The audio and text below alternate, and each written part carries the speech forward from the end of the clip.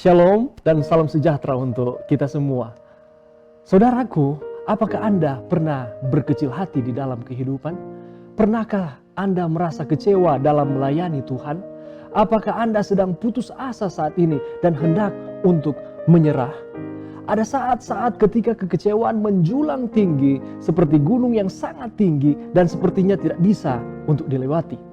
Jika kita tidak berhati-hati, kekecewaan dapat menggagalkan hidup kita dan menyebabkan kita kehilangan iman dan fokus kita kepada Tuhan.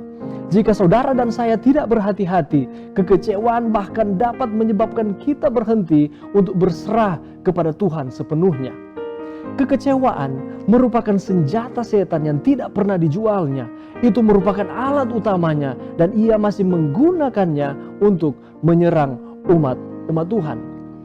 Kekecewaan adalah tema dari kitab Hagai, teristimewa Hagai pasalnya yang kedua.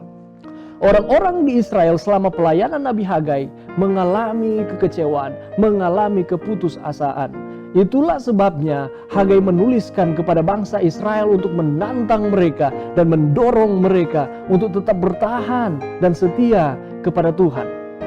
Banyak alasan untuk menjadi kecewa dan kebanyakan dari orang-orang Israel pada waktu itu hanya berputar di sekitar ingatan-ingatan yang negatif. Gantinya ingatan-ingatan ataupun hal-hal yang positif yang pernah terjadi di dalam kehidupan mereka di masa yang lampau. Masih adakah di antara kamu yang telah melihat rumah ini dalam kemegahannya semula? Dan bagaimanakah kamu lihat keadaannya sekarang? Bukankah keadaannya di matamu seperti tidak ada artinya? Mereka berfokus bukannya kepada berkat Tuhan yang mereka rasakan di masa yang lampau, tetapi justru kesengsaraan yang mereka rasakan. Sehingga hal-hal yang baik di masa lalu dilupakan dan berfokus hanya kepada kesusahan. Hagai berusaha untuk membawa kembali perhatian mereka untuk mengingat kebesaran Tuhan yang diberikan kepada bangsa Israel, bukan hanya berfokus kepada penderitaan, pergumulan saat ini. Itulah sebabnya Hagai 2 ayat 4a, ia bertanya, masih adakah di antara kamu yang telah melihat rumah ini dalam kemegahannya semula? Ingatan adalah merupakan hal yang baik jika kita mengingat hal-hal yang benar. Ketika kita berpegang teguh pada masa lalu sehingga menyebabkan kita menolak untuk melayani Tuhan di masa sekarang, maka kita sedang terjebak di dalam ingatan-ingatan kita, memori-memori kita terhadap hal-hal yang salah. Mereka telah mendengar cerita tentang Allah. Bangsa Israel telah mendengar kuasa, merasakan akan kebesaran Tuhan. Masalahnya ialah cerita-cerita kebesaran Allah di masa yang lalu hanyalah sekedar cerita. Kejayaan masa lalu hanyalah merupakan sejarah dan saat ini Tuhan sudah meninggalkan mereka. Itu pikiran ataupun cara berpikir mereka. Tetapi sekarang kuatkanlah hatimu hai Zerubabel, demikianlah firman Tuhan. Kuatkanlah hatimu hai Yosua bin Yozadak, imam besar. Kuatkanlah hatimu hai segala rakyat negeri, demikianlah firman Tuhan. Bekerjalah sebab aku ini menyertai kamu, demikian firman Tuhan semesta alam. Sesuai dengan janji yang telah kuikat dengan kamu pada waktu kamu keluar dari Mesir, dan rohku tetap tinggal di tengah-tengahmu. Janganlah takut. Allah menguatkan bangsa Israel melalui Nabi Hagai. Allah mengatakan, aku tetap di sini sama seperti dulu. Abraham memang sudah tidak ada, Musa memang sudah tidak ada, Daud sudah tidak ada lagi, Salomo bahkan sudah tidak ada, tetapi Allah tetap ada. Allah tidak berubah. Allah terus bersama-sama dengan bangsa ini. Jangan takut. Ia menguatkan bangsa Israel untuk lupakan masa lalu, lupakan benda-benda yang sudah tidak lagi dimiliki, lupakan kemegahan Ka'bah Salomo yang sudah tidak ada lagi.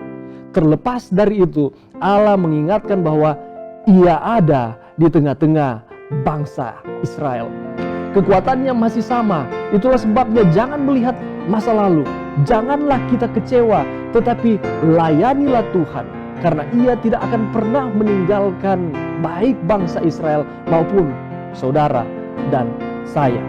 Ia tetap sama baik dahulu, saat ini, dan juga masa yang akan datang.